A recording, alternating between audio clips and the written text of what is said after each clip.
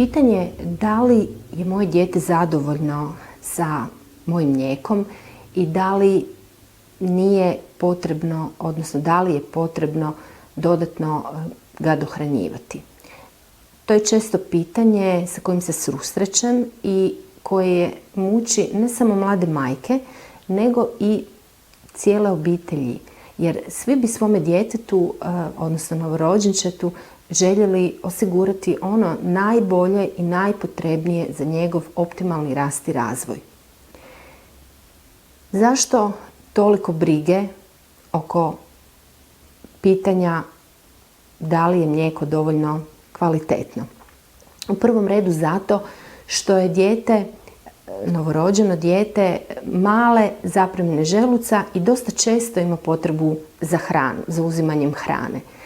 To nas često puta zbunjuje i pitamo se da li je to posve normalno ili je dijete gladno i jednostavno traži tako često i hranu. No isto tako zaboravljamo da svako malo tek rođeno biće jednostavno nije sposobno i ne može uzimati u tako velikoj količini hranu da ga zasiti dovoljno određeno duže vrijeme. Također, ono što dodatno zbunjuje i stvara znak upitnika kod majki je i situacija da majke koje doje ne mogu jasno procijeniti, odnosno vidjeti koliko je dijete pojelo. No kako možete doista biti sigurni da je vaše dijete zadovoljno sa vašim mlijekom, bez obzira na to što učestalo traži dojku?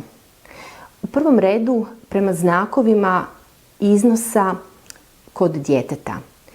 Znači koliko je dijete i kakve je imalo stolice tijekom dana i kakvo je bilo mokrenje.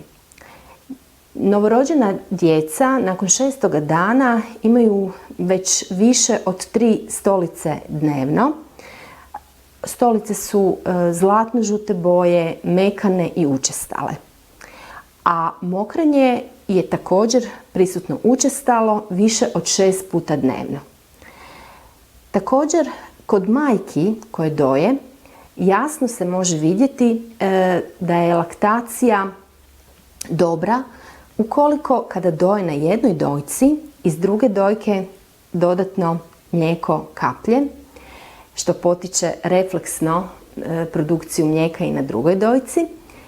Također, majke tijekom dojenja imaju osjećaj žeđi, znači dobro je da uz to što doje i kada doje uvijek imaju u sebe i određenu tekućinu da nadoknade, odnosno da utaže taj osjećaj žeđi.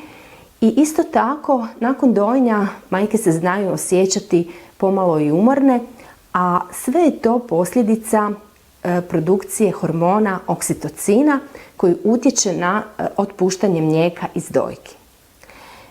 Ono što je važno i što treba samo slijediti je stavljati redovito dijete na dojku na zahtjev, znači kada ono to traži, a to je najčešće svaka 2 do 2,5 sata, a ponekad i češće, i pustiti fiziološke procese da se odvijaju i da rade svoj posao, odnosno da se stvara dovoljna količina mlijeka prema potrebi djeteta u dojkama.